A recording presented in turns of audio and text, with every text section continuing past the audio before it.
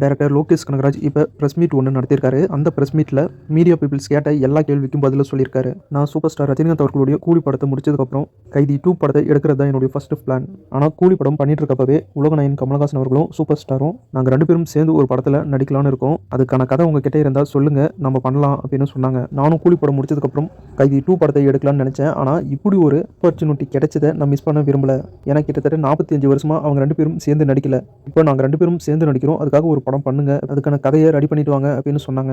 அதனாலவே கார்த்தி சார் கிட்டையும் கைதி 2 படத்துடைய production company dream warriors pictures கிட்டையும் நான் இந்த படத்தை முடிச்சுட்டு வந்துடுறேன் அப்படின்னு பர்மிஷன் கேட்டேன். அவங்களும் ஓகேன்னு சொல்லிட்டாங்க. நானும் இதுக்காக 1.5 மாதம் டைம் எடுத்துக்கிட்டு கதை ஒன்று ரெடி பண்ணேன். அந்த கதை பார்த்தீங்கன்னா ஃபுல் அண்ட் ஃபுல் ஒரு ஆக்ஷன் கதையை எடுத்துகிட்டு போய் தந்தேன். ஆனால் 2 பேருமே தொடர்ந்து ஆக்ஷன் படங்களாகவே நடிச்சிட்டு இருக்கோம். ஃபன்னாக காமெடியாகவும் இருக்கணும், ஆக்ஷனும் இருக்கணும், அந்த மாதிரியான ஒரு கமர்ஷியல் படமும் எடுத்துட்டு வாங்க அப்படின்னு சொன்னாங்க.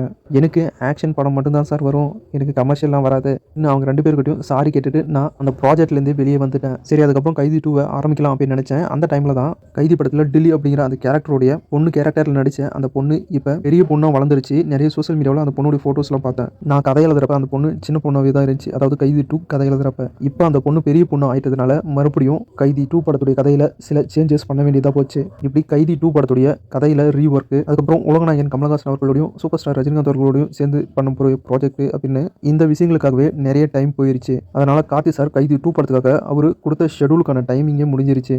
அதனால தான் கார்த்தி சார் இப்போ பார்த்தீங்கன்னா வேறு ப்ராஜெக்டில் நடிச்சிட்டு இருக்காரு. அவரால் திடீர்னு எல்லா ப்ராஜெக்ட்டையும் நிறுத்திட்டு இந்த ப்ராஜெக்ட்டுக்கு வர முடியாது. அதனால் கார்த்தி சார் கைதி 2 படத்துடைய ஷூட்டிங்க்கு வரதுக்கு இன்னும் நிறைய நாள் இருக்குது. அந்த கேப்பில் நானும் ஒரு புது ப்ராஜெக்டை ஸ்டார்ட் பண்ணலாம் அப்படின்னு ஆரம்பித்த கதை தான் ஆக்டர் அல்லு அர்ஜுனை வச்சு நான் எடுக்க போகிறேன் அவருடைய 23வது படம் அப்படின்னு டைரக்டர் லோகேஷ் கனகராஜ் எதனால் கைதி 2 படம் தள்ளி போச்சு, சூப்பர் ஸ்டார் ரஜினிகாந்த் அவர்களோடையும் உலகநாயகன் கமலஹாசன் அவர்களோடையும் எதனால் பண்ண முடியல அப்படின்னும் அல்லு அர்ஜுனுடைய ப்ராஜெக்ட் எப்படி ஸ்டார்ட் ஆச்சு அப்படின்னு எல்லா விஷயத்தையும் இந்த ப்ரெஸ் மீட் மூலிமா எல்லாருக்குமே டீட்டெயிலாக எக்ஸ்பிளைன் பண்ணி சொல்லிட்டாரு. அது மட்டும் இல்லாமல் அல்லு அர்ஜுனுடைய ப்ராஜெக்ட் முடிஞ்சதும் ஸ்ட்ரெயிட்டாக கைதி 2 படத்தை தான் ஆரம்பிக்க போகிறேன். கைதி 2 படத்தை ஆரம்பித்த கையோட ரோலக்ஸுக்குன்னு தனி படம், விக்ரம் 2 எல்சியூ படம் அப்படின்னு ஃபுல் ஃபோக்கஸாக போக போகிறேன். இடையில 1-2 படம் எல்சியூவில் வராத படங்களையும் டைரக்ஷன் பண்ணுவேன் அப்படின்னு இப்போ டைரக்டர் லோகேஷ் கனகராஜ் அஃபிஷியலாக அனௌன்ஸ் பண்ணியிருக்காரு.